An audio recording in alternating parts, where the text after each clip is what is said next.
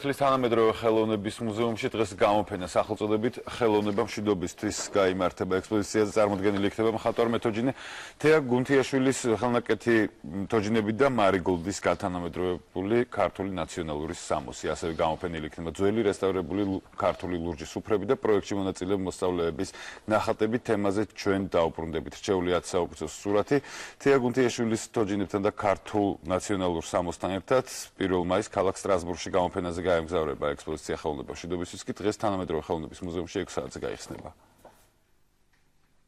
ჩვენ გადავწყვიტეთ სტრასბურგში გამგზავრების წინ დღეს ეს ზურაწერეთლის თანამედროვე ხელოვნების მუზეუმში წარმოგვედგინა გამოფენის სახით, გვეჩვენებინა ეს გათანამედროვებული ქართული სამოსი. გამოფენაზე წარმოდგენილი იქნება ჩემი 15 ხელნაკეთი თოჯინა სხვადასხვა კუთხეების დამახასიათებელი ტრადიციული სამოსით.